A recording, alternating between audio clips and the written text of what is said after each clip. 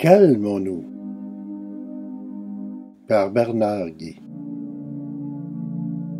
Il n'est pas possible de rencontrer Dieu sans un minimum de calme. Et s'il y a quelque chose de rare aujourd'hui, c'est bien le calme. Nous vivons dans un siècle de vitesse et de bruit. Le monde est une grande roue qui tourne bruyamment du matin au soir. Et nous sommes tous, chrétiens ou non, pris dans ce tourbillon incessant. Nous sommes comme de petites souris blanches qui, courant dans leur cerceau, le font tourner à toute vitesse et n'arrivent plus à l'arrêter, prises par le mouvement. Nous avons, comme chrétiens, un choix vital à faire. Courir avec les gens du monde et gaspiller notre calme, ou récupérer jalousement quelques instants de tranquillité pour être avec Dieu et fortifier notre homme intérieur. Laissons-nous inspirer par l'exemple de Marie de Béthanie, sœur de Marthe, et prenons le temps de nous asseoir aux pieds de Jésus pour entendre sa voix et le laisser aiguiller l'ensemble de notre existence. L'Évangile de Luc, chapitre 10, versets 38 à 42. C'est alors que notre vie spirituelle deviendra puissante et florissante.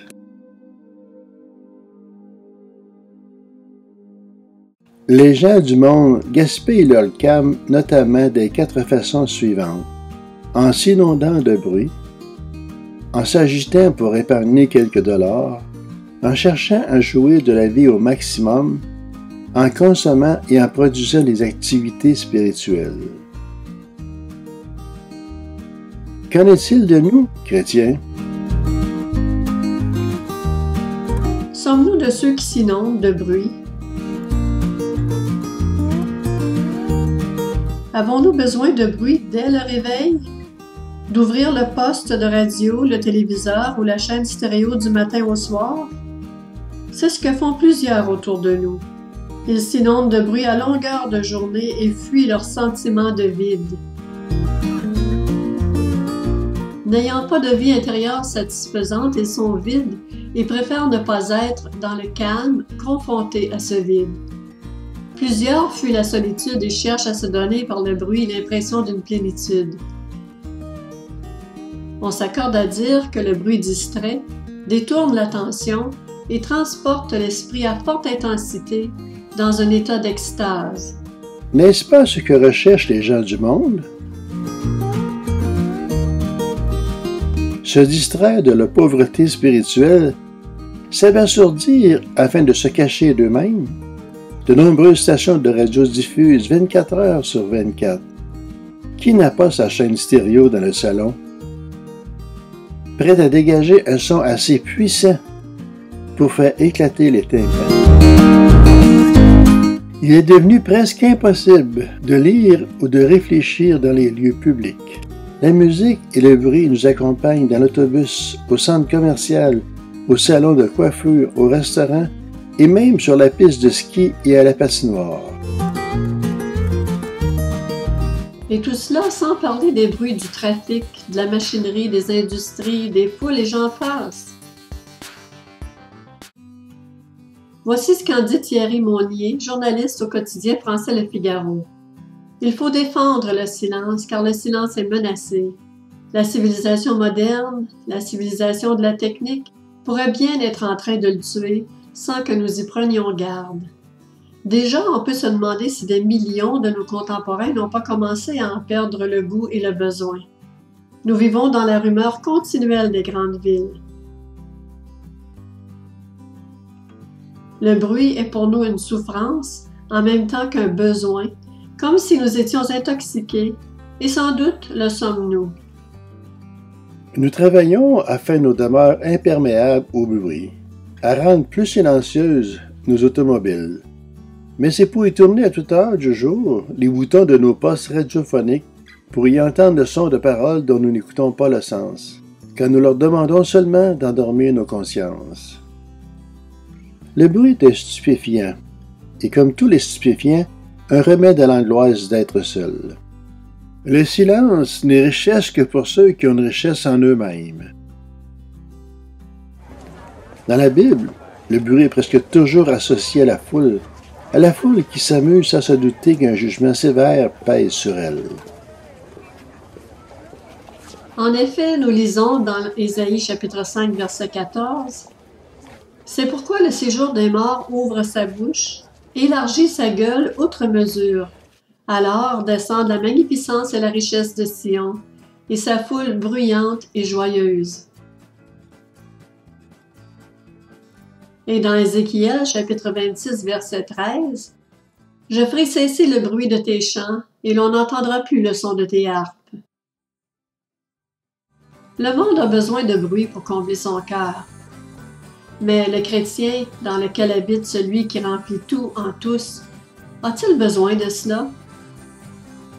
Le chrétien dans le cœur duquel coulent des fleuves d'eau vive, a-t-il besoin de tout ce bruit? Nous lisons dans l'Évangile de Jean au chapitre 7, versets 37 à 39, « Le dernier jour, le grand jour de la fête, Jésus, se tenant debout, s'écria, « Si quelqu'un a soif, qu'il vienne à moi et qu'il boive. Celui qui croit en moi, des fleuves d'eau vive couleront de son sein, comme dit l'Écriture. » Il dit cela de l'Esprit qui devait recevoir ceux qui croiraient en lui. Si le chrétien s'assomme de bruit, comme les gens du monde, c'est qu'il ne connaît pas Christ comme il faudrait. Il ferait mieux s'engager toutes ses forces à mieux le connaître s'il ne veut pas avoir honte lorsqu'il le verra face à face. Référence au livre d'Ésaïe, chapitre 1, verset 3, et à la première épître de Jean, chapitre 2, verset 28. Tous les moments de silence sont des moments opportuns pour rencontrer Dieu et croître dans sa connaissance. Choisirons-nous le bruit?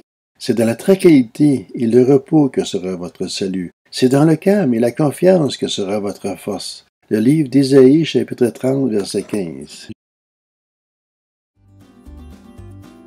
Gaspillons-nous notre calme pour épargner quelques dollars? Nombre de personnes autour de nous s'agitent à gauche et à droite pour épargner quelques dollars, alors que, paradoxalement, elles en dépensent des milliers, impulsivement, sans compter. La plupart des gens passent des heures à feuilleter les dépliants publicitaires.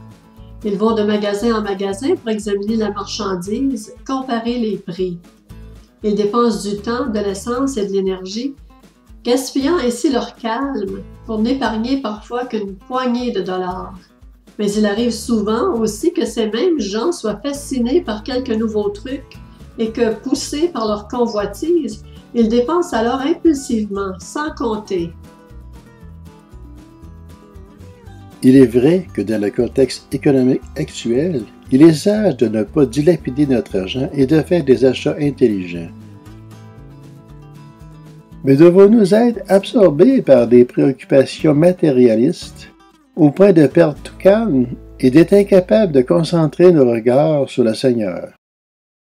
Jésus n'a-t-il pas dit en Matthieu chapitre 6, versets 31 à 33, « Bénissez donc toute inquiétude, et ne dites pas « Que mangerons-nous » ou « Que boirons-nous » ? Avec quoi nous habillerons-nous? Ce sont les gens de ce monde qui ont sans cesse de tels soucis. Mais vous avez au ciel un Père qui sait bien que vous avez besoin de tout cela. Préoccupez-vous donc en premier lieu du règne de Dieu et de ce qui est juste à ses yeux. Alors tout le reste vous sera donné par-dessus le marché. Version Parole vivante. Autrefois, l'assortiment d'un seul magasin suffisait à la demande. Tu avais besoin d'une paire de chaussettes? Il y en avait 2 sortes, des grandes et des petites. Tu ne te cassais pas la tête pour savoir lesquelles tu allais prendre. Et ce qui était vrai pour les chaussettes l'était pour le reste. Il y avait dans ce magasin tout ce qui était essentiel à la vie, et croyez-moi, les gens d'alors vivaient dans des conditions nettement plus rigoureuses que les nôtres. Mais aujourd'hui, ce n'est pas facile d'acheter une paire de chaussettes. Ça prend du temps. Va-t-on acheter celle en laine, ou celle en acrylique, ou celle en coton, ou celle en nylon? Et va-t-on choisir les bleus, les rouges, les blanches, les noires ou les rayées? Et si les mêmes chaussettes étaient moins chères ailleurs? Pourquoi ne pas faire le tour des magasins? On verra bien. Les riches et les pauvres de ce monde s'échaînent à poursuivre la fortune et n'ont pas de pensée pour Dieu. Qu'en est-il de nous chrétiens à qui Jésus dit « Tu ne peux servir deux maîtres » référence à l'Évangile de Luc chapitre 16 versets 13 et 34. Qu'allons-nous choisir? De réserver nos instants de calme pour nous attacher à Dieu ou de les gaspiller pour quelques dollars qui s'envolent si rapidement? Référence au livre des Proverbes chapitre 23 verset 5. Gaspillons-nous notre calme en cherchant à jouir au maximum de la vie? Le monde ne peut s'arrêter, tant pis pour les cardiaques et les traînes de la patte. Il est une foire où le silence et le calme sont souvent exclus. Vivre, dit le monde, c'est jouir pleinement de tout, jour et nuit. C'est surtout de ne pas perdre une minute, car demain, c'est la fin. N'est-ce pas une pensée logique et normale de la part d'hommes qui n'ont pas d'espérance? Mangeons et buvons, disent-ils, puisque demain nous mourrons.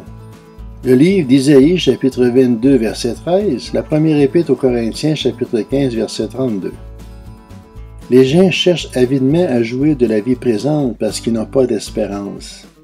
Ils ne s'arrêtent pas parce qu'ils ne veulent surtout pas perdre une minute de plaisir.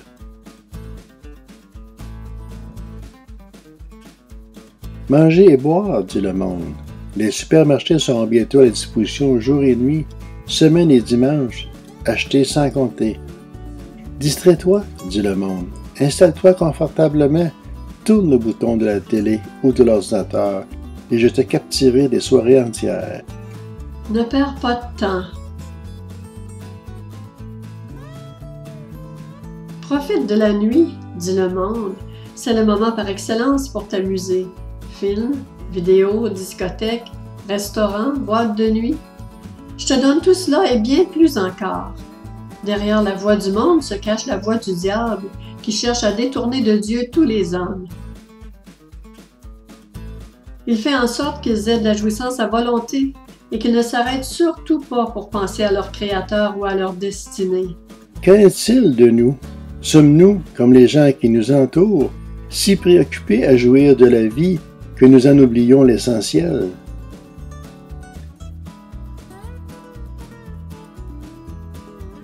Jésus nous avertit maintes fois qu'il n'est pas possible de jouir sans réserve de la vie présente sans perdre la vie qui est à venir. En effet, nous lisons Alors Jésus dit à ses disciples, « Si quelqu'un veut venir après moi, qu'il renonce à lui-même, et qu'il se charge de sa croix, et qu'il me suive. Car celui qui voudra sauver sa vie la perdra, mais celui qui la perdra à cause de moi la trouvera. Et que servirait-il à un homme de gagner tout le monde s'il perdait son âme? Ou que donnerait un homme en échange de son âme? » Dans Matthieu, chapitre 16, versets 24 à 26, l'apôtre Paul aussi profite d'une question qu'avaient posée les Corinthiens pour les exhorter à s'attacher au Seigneur sans distraction. Référence à la première épître aux Corinthiens, chapitre 7, versets 29 à 32 et 35. Choisirons-nous la vie présente ou celle qui est à venir? Que tous ceux qui jouissent des biens de ce monde vivent comme s'ils n'en jouissaient pas. Car le présent ordre des choses va vers sa fin. La première épître aux Corinthiens, chapitre 7, verset 31, version du Sommeur. Gaspillons-nous notre calme en consommant et en produisant des activités spirituelles? Nous vivons dans une société capitaliste. Il va sans dire que les deux activités principales d'une telle société ne sont ni la prière ni la contemplation, mais la consommation et la production de biens matériels. Nous avons été, dès l'enfance, initiés à ces deux activités de telle sorte qu'elles sont devenues en nous des réflexes. Des petites autos au tricycle, du tricycle à la bicyclette et de la bicyclette à la motocyclette, notre élan de consommateur n'a cessé de grandir. De cette façon, nous avons adhéré sans trop nous en rendre compte à l'illusion du bonheur par la consommation. Illusion, soit dit en passant, bien encouragée par la publicité. Machine à café expresso, dernier cri. Saveur exotique à prix imbattable. Nouveau, à présent en super compact. Avec ce modèle, nouveau concept du confort. Notre méthode, une découverte spectaculaire. Et comme pour consommer, il faut des produits de consommation, nous nous sommes mis à l'œuvre et sommes devenus d'actifs producteurs. Motivés par la pensée d'être heureux, signifiait consommer sans cesse. Nous avons dû produire, à l'excès, toutes sortes de biens matériels. Avec toute cette production et toute cette consommation, il va sans dire que Dieu a été négligé et que le bonheur n'a pu être obtenu. Maintenant que nous sommes chrétiens, que nous connaissons Dieu, croyons-nous encore que le bonheur s'obtienne par la consommation? De plus, se pourrait-il que, sans même nous en rendre compte, nous ayons transposé subtilement ces réflexes de consommateurs dans notre vie d'Église? Attachons-nous plus d'importance à la consommation d'activités chrétiennes qu'à notre intimité avec Dieu? Certains croyants courent les conférences, ne manquent aucun évangéliste à la télé, écoutent des CD, s'engagent corps et âme dans divers projets d'Église, mais n'ont jamais de temps pour un tête-à-tête avec Dieu. Ces chrétiens pensent qu'en consommant des choses spirituelles, ils deviendront eux-mêmes spirituels et jouiront ainsi du bonheur. Les pharisiens avaient une pensée semblable. Ils croyaient qu'en consommant une bonne dose de vérité spirituelle, ils auraient la vie. Mais Jésus les détrompe. En effet, nous lisons dans l'Évangile de Jean, chapitre 5, versets 39 et 40, « Vous sondez les Écritures, parce que vous pensez avoir en elles la vie éternelle. Ce sont elles qui rendent témoignage de moi, et vous ne voulez pas venir à moi pour avoir la vie. » Et que dire du réflexe de production? Croyons-nous que l'Église de Dieu soit une industrie semblable à celle de notre monde? Et qu'il s'agisse d'y travailler à la sueur de son front pour y produire conversion, consécration, foi, sainteté et amour fraternel? Puisque le monde nous a enseigné qu'il s'agissait de s'activer, de foncer et de bûcher pour produire, il faut désapprendre. On peut produire de bons messages, de bons enseignements. On peut évangéliser une ville entière. On peut mettre sur pied de belles églises, bien structurées, bien organisées. Mais on ne peut produire, même à force de travail et d'acharnement, quoi que ce soit de spirituel dans le cœur de l'homme. Or, heureusement, ce qui nous est impossible est possible à Dieu. N'est-ce pas l'apôtre Paul qui écrit dans la première épître aux Corinthiens, chapitre 3, verset 6, « J'ai planté, Apollos a arrosé, mais Dieu a fait croître. » C'est toujours Dieu qui accomplit le plus gros du travail. Il a le pouvoir de produire la vie dans le cœur des hommes. Et comme co-ouvriers, nous bâtissons l'Église avec lui. Cesserons-nous donc de nous agiter comme si nous bâtissions seuls? Prendrons-nous davantage de temps dans le calme avec l'architecte, avec celui qui a les plans et qui, en nous révélant chaque nouvelle phase, saura aussi nous fournir les instruments de leur réalisation? Si nous acceptons d'agir dans cette optique, nous pourrons dire comme Isaïe, « Éternel, tu mets en nous la paix, car tout ce que nous faisons, c'est toi qui l'accomplis pour nous. » Le livre d'Isaïe, chapitre 26, verset 12. Ou encore, nous pourrons dire, comme l'apôtre Paul, « Mais par la grâce de Dieu, je suis ce que je suis. Et la grâce qu'il m'a accordée n'a pas été inefficace. Au contraire, j'ai travaillé plus que tous les autres apôtres.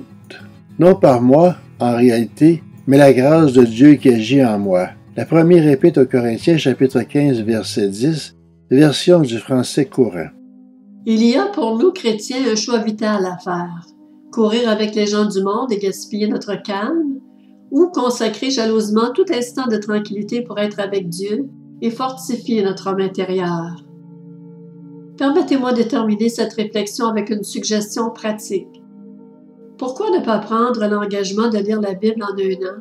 Confère La Bible en 1 an, version du français courant, publiée par la Ligue pour la lecture de la Bible, ou en 2 ans, La Bible en 2 ans, version du Sommaire, aux éditions Excelsis.